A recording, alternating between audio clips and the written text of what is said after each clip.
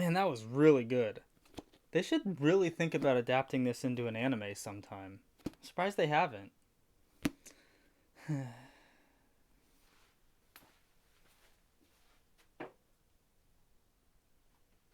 high. Connected to.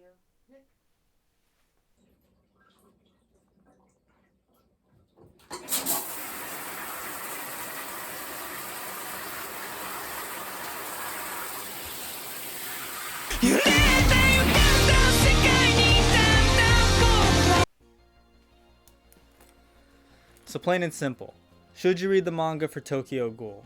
Yes. Please do so. Do yourself a favor and actually read this series. I feel like this is one of the most popular series that is also widely slept on, all because its anime adaptation is done so poorly.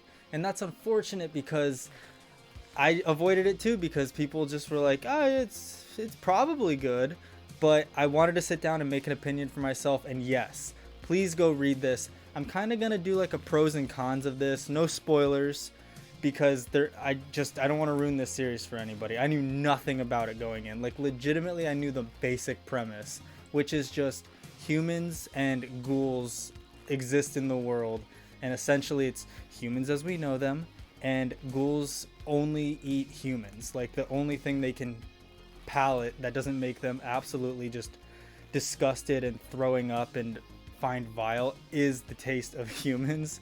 So it's this dynamic of having to work around it and basically villainizing both sides.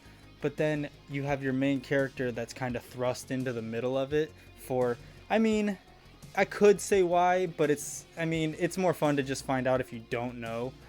And he's just stuck in the middle of both the ghoul and human worlds and seeing both sides and their differing views and also their exact same views of each other. And it's this dynamic that's so interesting to see because it genuinely, right out the gate, shows that it's like, well, these people are bad and we're good. And then the other side, well, these people are bad and we are good. And it makes you just think like, well, who's actually the bad guy? Is there a bad guy? What's the whole purpose of all this? This series is so hard, like pressed on the importance of decision making and sometimes the importance of not making a decision and just letting things take place and letting the world just do what it does. And it's really one big tragedy, but it's also super uplifting at points, and it just has, oh my god, it has some amazing highs. And yes, it has some lows, unfortunately, but not enough, I think, to deter from the overarching overall picture that is created and built up in this series. I genuinely feel like if this got adapted, it could compete with stuff like how Attack on Titan is doing it right now with the amazing world building and all the not political but like human drama and everything, and like constantly fleshing out stuff you thought you understood. And it makes stuff that you're confused about in the beginning make sense later down the line and develop, so you're like, oh, that makes sense, and then it sounds genius. So it just sucks because I feel like people are witnessing it happen with Attack on Titan and it's super awesome, and then this is sitting there kind of doing the exact same stuff I think that Attack on Titan is pulling off now, and I think it could do the same stuff, but it'll probably never happen unless it gets readapted. I mean, it hasn't happened with a lot of shows, but hey, it's possible. So this has to be about one of the edgiest series I've ever read or seen that wasn't absolutely just cringeworthy. This is a series that genuinely takes like the despair and the fucked up stuff and the dark aspects of this series and makes it this level of edge that's warranted. It's not just like someone trying to be the cool kid in class and doing something just like like just whack for no reason just to be the cool kid. This is like, no, the edge involved in this is completely justified. And just, oh god, there's so many just like fucked up scenes in this that are just, you just sit there and like, oh, it's not feel good. And I mean, the development you get from that despair is amazing. The character development in this series is fantastic. From like, you would not recognize the characters in the beginning of the series if you saw them at the end. just if you jumped from the beginning to the end and saw the characters, night and day. It's incredible because there's a lot of learning from your mistakes in this. And honestly, one of the coolest parts about this, and especially with Kaneki, the main character, is not learning from your mistakes and making the same exact fucking mistake over and over again. And just like, it's not even trial and error. It's just thinking that if you just beat yourself into something, that you'll eventually overcome it. And it's legitimately the definition of insanity, of just trying the same thing over and over again and failing. Did I ever tell you the definition of insanity? I mean, normally if it was just like, I feel like with a lot of like shonen or other series, you'd have your protagonist that gets overwhelming odds and gets beaten by it, but then fights it again and then wins. And that's that, and they move on and they're like, I'm better now. But this is like fighting something, either winning kind of barely or getting crushed, and then trying to do it again and getting crushed again because they tried the exact same thing. It's so cool to see something like that, and I'm sure there's a ton of series I'm not aware of at this point in time that also do this, but this is one of the few that I've seen that does do this, and I was totally welcome to it. So the art, do I really even need to say anything? If the art isn't good in a manga, then that already kind of takes out like 60% of the motivation to actually read it, even if the story is good. But safe to say, the art in this, it's super good. It's like a moderate amount of detail. It's not like highly detailed the entire time, but it's got a good enough detail throughout and then just gets better towards the end. Like it's actually like a steady improvement. However, the cafes in this, which are like a major setting for at least half the series, are cafes. And dude, you could convince me that they just took a picture of a cafe and printed it out in black and white and then used that as the panels, because some of these panels are so densely detailed that it's just like, this just looks like a picture. This is incredible. Like I honestly, I hope it is drawn because it looks that good. A thing I really liked about like when it's first fleshing out like food and ghouls eating and just being disgusted by human food and it actually being revolting to them was just the hyper detail on just like taking bites out of either people or sandwiches, either or, and just like really focusing on that kind of stuff and making it like queasy and unsettling to think about like the process of like chewing and eating something and swallowing it and tolerating it, because they make it so it's relatable with ghouls eating food that makes them disgusted. So then you can think about how it would probably feel to take a bite out of a person, and you probably have those same tastes. And it's very eye-opening, and it set the tone immediately, and it just made you kind of queasy. I remember the first lunch after I read the first couple volumes of this series, and I was like taking a bite out of a sandwich, and I'm like, this really be hitting different right now. And it was just a weird feeling, and it was really cool that it had that impact. I really appreciate that it was able to set up this world building of just like how ghouls eat and like being able to get you in the mindset of kind of understanding that, and then it affecting me in real life only for a little bit. I mean, I still finished that sandwich. I enjoyed the shit out of it, but in that moment it was just like oh, like you just get super focused on just like the gnashing of teeth and chewing and biting into stuff, and like, oh, it was visceral.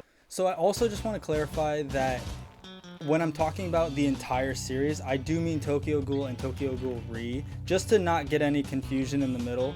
For some reason, it's like a time split, and if you just took Tokyo Ghoul, like the first 14 volumes before Re, that ending is just, it's rough. I don't think you could like really say it's like a good ending. It just leaves way too much on the cliffhanger side, and just kind of like, it's just real rough.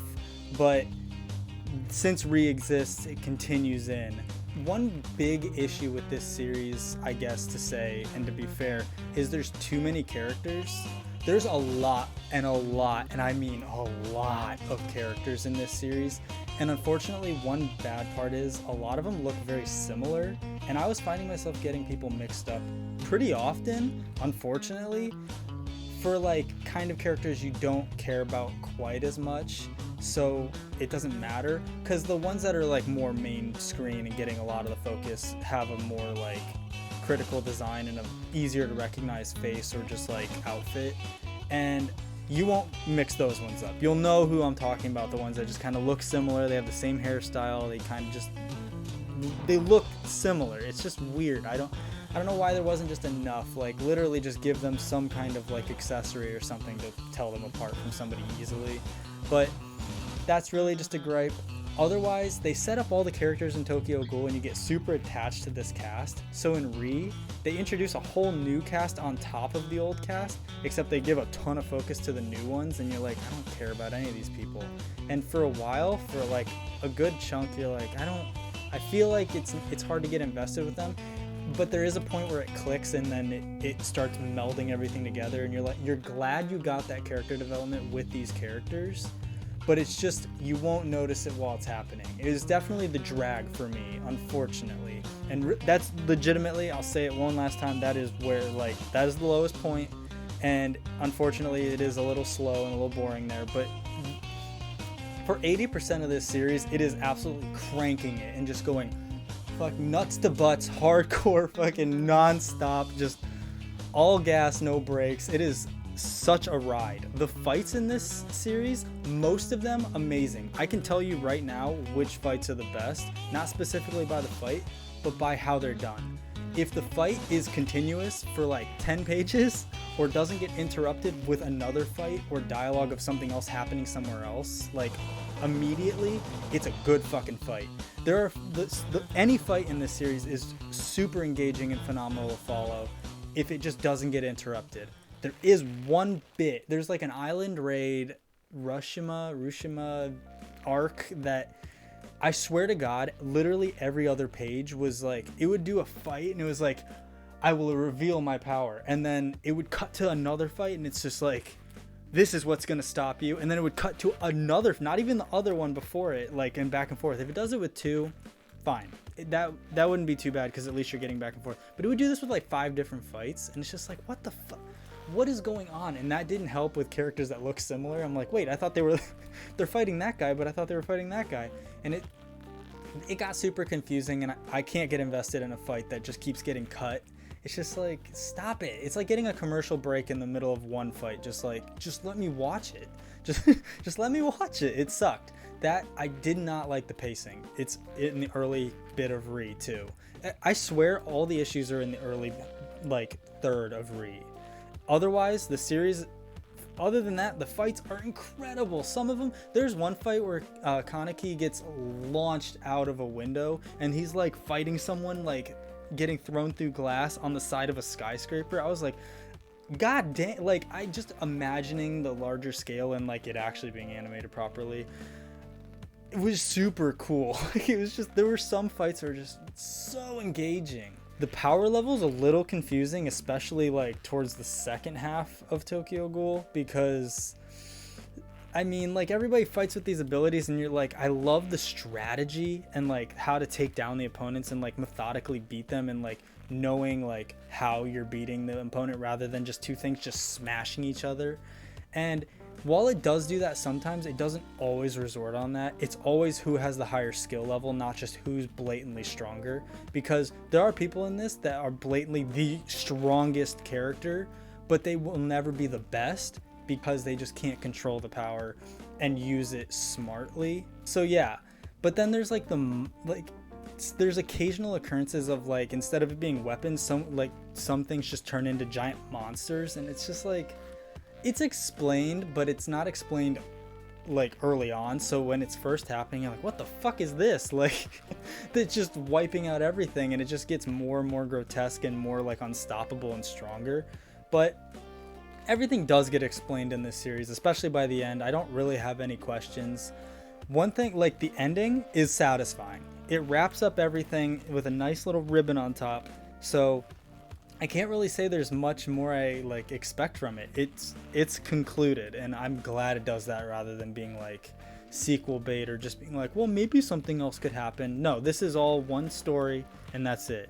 You came and you got what you wanted, and you don't really need anything else. That's a good story. When it's like, oh, but maybe 20 years from now, who knows?